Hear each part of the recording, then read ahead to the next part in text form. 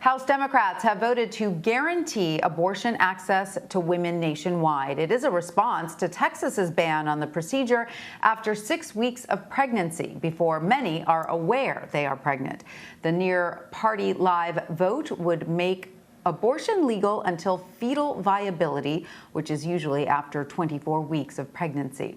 The news comes as the White House is warning federal agencies to prepare for a government shutdown, the first during the pandemic. Senate Republicans appear unwilling to support the annual government funding bill being voted on in the coming days. CBS News congressional correspondent Nikole Killion joins me now from Capitol Hill. Hi, Nikole. So let's start with this House vote to ensure abortion access to women nationwide. Is there much hope of this bill becoming law?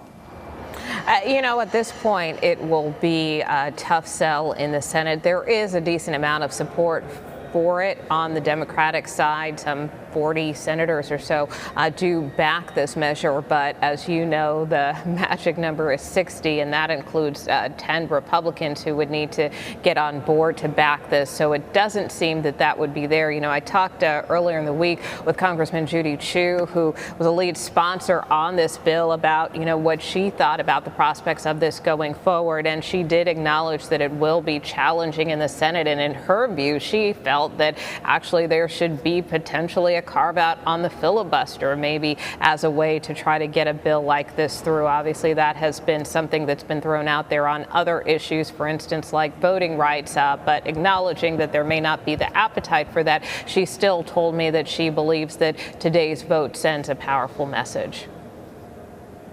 And Nikole, the state of the Senate is also creating a difficult path forward to keep the government up and running. So help us understand how we got here and where funding negotiations will head next.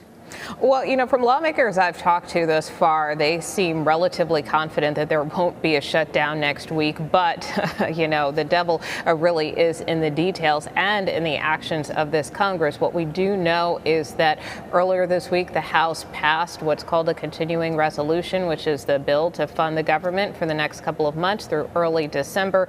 But also within that bill, it includes language to suspend the debt limit. And that is something that Republicans across the board remain staunchly opposed to at this time. So that's why, even though this measure cleared the House, over in the Senate, there are enough Republicans opposing this that they will likely filibuster or block it when it comes up for a vote on Monday. That would then leave about 3 days for Congress to try to figure out a fix. And right now, lawmakers haven't really tipped their hand as to what that fix might be. We heard Speaker Pelosi say just yesterday that the government will stay open, that, she believes that there will be a CR, again, a continuing resolution that will clear both chambers. What she didn't say is whether that is going to require, lawmakers to strictly take up the government funding alone and strip out that debt ceiling language.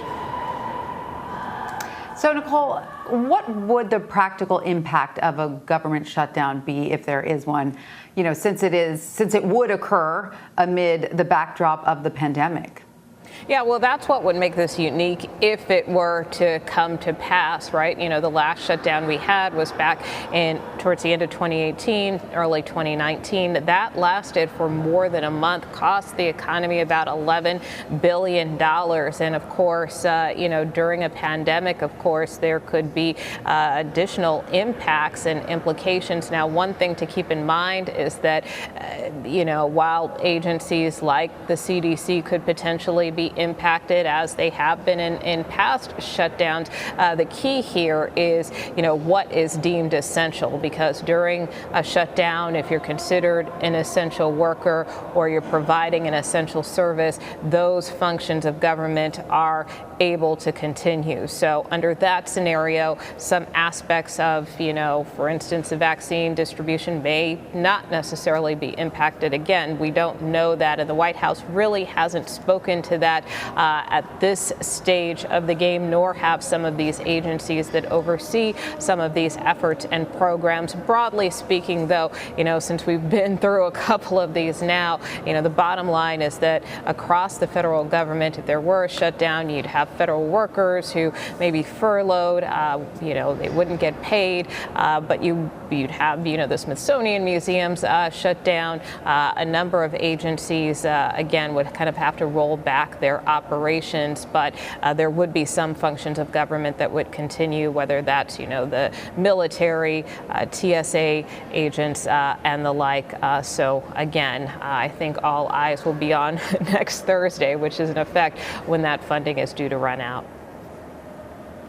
Absolutely. And as this deadline nears, Nikole, Speaker Pelosi is trying to navigate a potential standoff inside her caucus. Where do things stand with the bipartisan infrastructure bill and Democrats' social spending plan? So it's complicated, I guess is the best way to put it.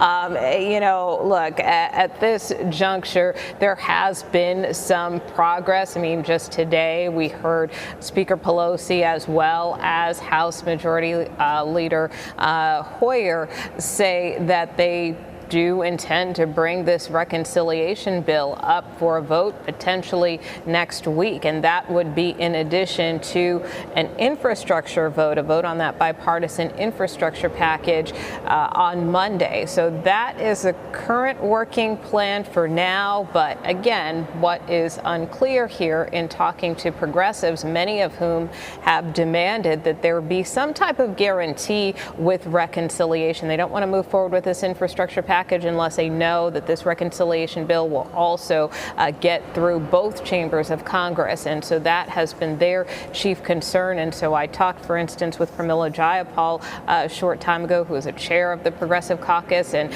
I asked her if this arrangement satisfies her concerns, and she says, actually, they don't. Not only does she want to see this level of guarantee from the House, but also from the Senate, because that is the key concern among progressives. They can put this bill forth and they can, do everything they want to on the House side, but if it gets changed by the Senate, when you have people, more moderate lawmakers like Senator Manchin, Senator Sinema, who want the price tag to come down and who have different priorities within this bill, then, that's their concern, that some of the expectations in this bill could be reduced or taken away. So that's why folks like Pramila Jayapal, Ilhan Omar, who I also talked to, another progressive, say, look, we want these guarantees from the Senate first, that, we're going to stick to kind of the same language here. We don't want to vote on something and then have it scaled back or taken away. Will they get that kind of guarantee before next week? I don't know, but that's kind of where the state of play lies. And again, we'll see what happens with this smaller infrastructure vote that's set to take place on Monday. As of now, both congresswomen told me they are a no on that, still a no, until they get those guarantees from the Senate on reconciliation. All right. Well, Nikole Killion on Capitol Hill, thank you so much. You bet.